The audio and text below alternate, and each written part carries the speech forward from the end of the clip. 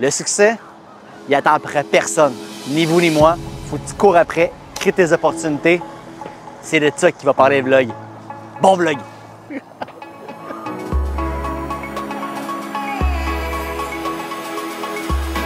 va filmer l'intro.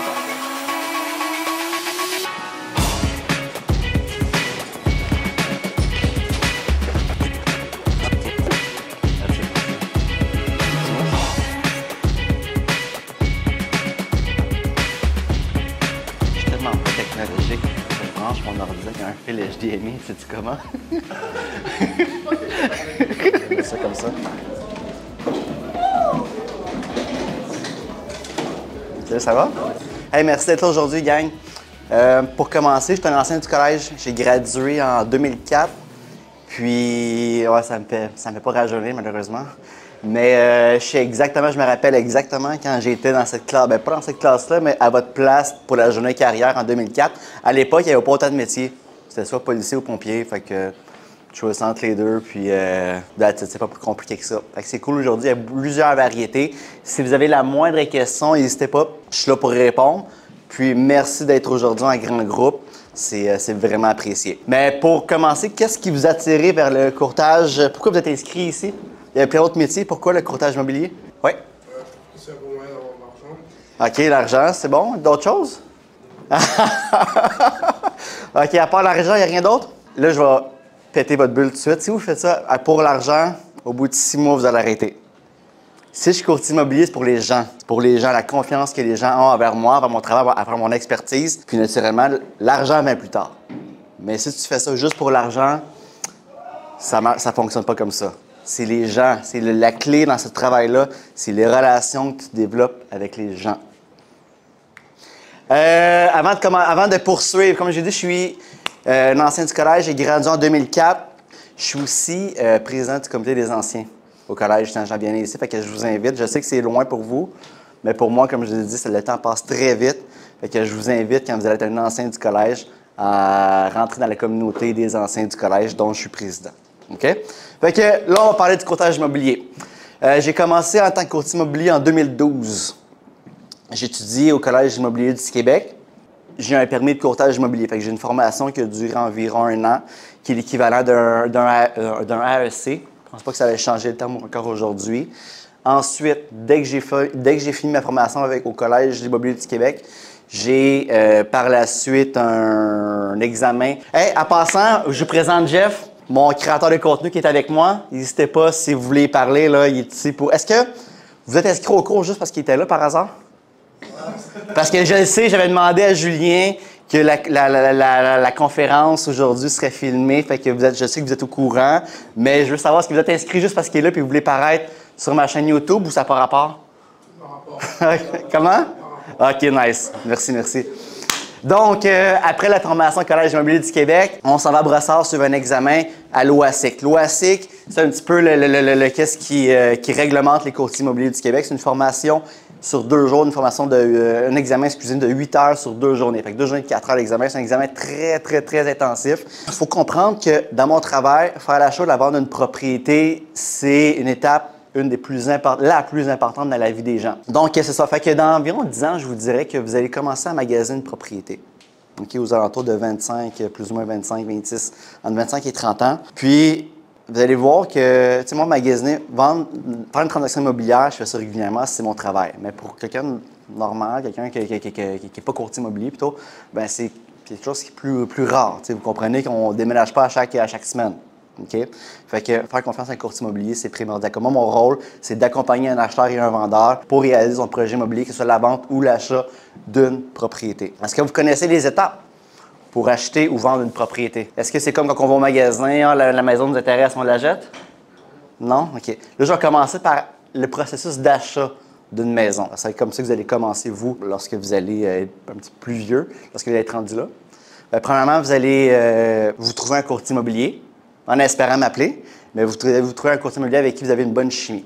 Okay? Une bonne vibe avec qui vous allez avoir confiance. Quand j'ai dit en entrée de jeu que mon travail, c'est un travail de confiance, bien, tous mes clients que j'ai au fil de ma carrière, c'est tous des gens, c'est des relations d'affaires qu'on développe, de l'amitié aussi qu'on développe. Mes clients ont confiance en moi comme moi, j'ai confiance en eux. Mais c'est ça ma paye, c'est là-dessus qu'il faut vous miser. L'argent vient plus tard. Tant que vous avez la confiance de vos clients, c'est ce qui est le plus important dans mon travail. Donc, première étape, bien oui, vous allez avoir un courtier immobilier qui va vous guider, qui va vous orienter, va vous parler du marché dans lequel on vit actuellement. L'offre et la demande, est-ce que vous connaissez ça, l'offre et la demande? OK. Bien, le marché immobilier il est sujet à ça, l'offre et la demande. Présentement, mais c'est assez déséquilibré. Présentement, on est dans un marché de vendeurs. Fait que, qu'est-ce que je veux dire par là? C'est que là, je parle des marchés comme qu'on vit actuellement, le marché de Montréal, l'Est de Montréal, puis le sud de la Naudière. Présentement, on a un marché de vendeurs. Le marché de vendeurs, c'est qu'il n'y a pas beaucoup de maisons affichées sur le marché, mais il y a beaucoup d'acheteurs. Présentement, oui, au niveau des prix affichés, quoi que ce soit, bien, c'est au niveau des négociations, le vendeur a beaucoup plus d'impact, il y a beaucoup plus de marge de manœuvre contrairement à l'acheteur. Est-ce que vous me suivez? Fait que vous allez avoir un courtier immobilier, il va vous expliquer le marché. Je viens de vous l'expliquer. Ensuite, la préqualification. Est-ce que vous savez c'est quoi? Préqualification bancaire. Ça, c'est beau avoir une maison, mais il faut la payer. Fait que on va rencontrer la banque, vous allez rencontrer votre banque, un courtier hypothécaire, votre banque, pour savoir jusqu'à quel montant vous pouvez avoir, que vous êtes préqualifié pour avoir une propriété. Et vous pensez qu'on visite combien de propriétés avec un acheteur? Mettons le premier acheteur. Combien vous pensez? Oui. 7. Oui, ça peut être bon, oui. Ça dépend. Fait que je vous dirais que ça dépend. Ça dépend du besoin. Tu sais, lorsque je rencontre un client acheteur, je lui demande tant ses besoins. Premièrement, comme la préqualification, jusqu'à quel montant il peut emprunter de first, premièrement, mais aussi besoin. Quel secteur? Est-ce que c'est une maison, un condo qu'il veut? C'est un multilogement, ça peut. Même un jeune acheteur. Présentement, les jeunes acheteurs peuvent, c'est très en demande. On achète un duplex, triplex. Ensuite, bien, il reste les négociations, il reste rédaction de contrat. En tant que courtier immobilier, on a une formation, on a différentes formations. OK? On a le droit immobilier, mathématiques immobilières, ça c'est au niveau plus de la préqualification bancaire. Au niveau de l'évaluation aussi d'une propriété, comment évaluer une maison. On a environ 8 formations à suivre, là, 8 modules. Là. Fait que lorsqu'on fait une offre d'achat sur une maison ou un condo, peu importe la propriété, il y a quand même des conditions de base qui reviennent souvent. OK? Des conditions, exemple, comme le financement, inspection bâtiment, consultation de documents, certains documents qu'on demande sur la propriété. Ça, c'est des conditions normales. Fait que quand on visite la maison, lorsqu'on a négocié aussi la maison, puis que la promesse d'achat, que le contrat a été signé de la part de l'acheteur et du vendeur, accepté, la maison n'est pas vendue. Tu sais, les pancartes vendues que vous voyez, là, bon, mais ça, c'est un coup que toutes les conditions sont réalisées. Est-ce qu'il y a eu un moment donné dans votre carrière où vous êtes senti comme si genre, ça allait plus marcher? OK. Ouais, c'est très, très bon, ça. La question est-ce qu'on vit des hauts et des bas en tant qu'entrepreneur? Est-ce qu'il y a des fois des périodes de doute? Oui, constamment. Moins avec les années. Peut-être, là, oui, ça fait très longtemps que je suis dans l'immobilier. Fait que oui, moins avec les années. Mais l'immobilier, c'est toujours des up and down. C'est toujours des up and down, c'est toujours des montagnes russes. Puis, on est toujours à la recherche de trouver l'équilibre. C'est ça le plus dur. C'est toujours des up and down. Fait qu'il y a des journées ou des moments dans l'année que tu es occupé dans le tapis. Occupé, là, c'est des évaluations, des visites, faut que tu sois partout à la fois. Là. Faut vraiment, c'est entre autres pour ça que j'ai une équipe. Fait que faut que tu sois partout à la fois. Puis là, il y a des moments que là, il n'y a plus de clients qui t'appellent. Tout est réglé, on a des tariés. Exemple, qu'on a une série de ventes, une série de notaires qui s'est fait. Puis là, à un moment donné, bang, il n'y a plus de clients qui appellent. Là, si tu finis, si tu l'as fin, tout le monde a trouvé une maison. J'ai plus personne. Puis là, bang, le téléphone ressonne. OK, bon, parfait, on est reparti. Fait que oui, dans ces moments-là, c'est vivre toujours dans ces périodes-là. Puis toujours, le mindset, là, la discipline, c'est très important. Fait que toujours avoir une bonne discipline.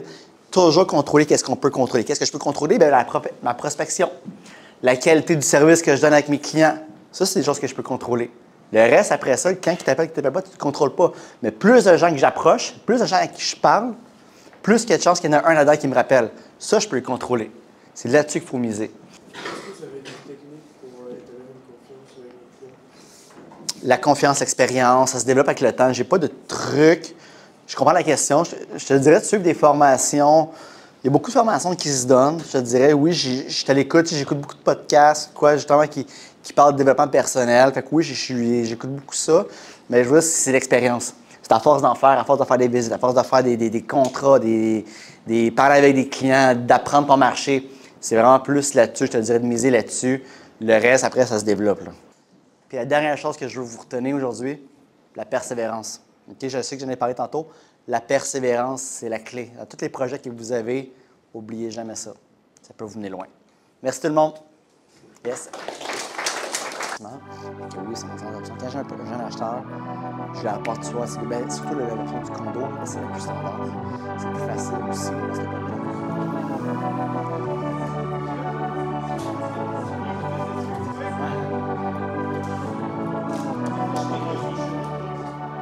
Le temps, c'est un levier.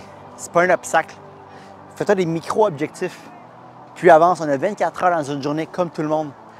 Utilise-les en ta faveur. Priorise tes objectifs, les petites étapes. Fixe-toi des objectifs à atteindre jour après jour. Puis tu vas voir ta carrière évoluer. Utilise la peur comme un carburant. C'est ça qui va te permettre d'avancer dans ta carrière et créer toutes les opportunités que tu veux. Utilise la peur comme un carburant. Le succès, ben, il ne nous doit rien. C'est à nous à courir après vers sa destinée. C'est ça le secret. Là-dessus, inscris-toi au vlog, abonne-toi. Il y a plein de contenus qui vont t'intéresser. Que tu sois un courtier immobilier, quelqu'un qui veut une transaction immobilière, quelqu'un qui est ambitieux, qui veut avoir une carrière en service à la clientèle, abonne-toi au vlog. J'ai plein d'astuces pour toi. Là-dessus, on se revoit dans un prochain vlog.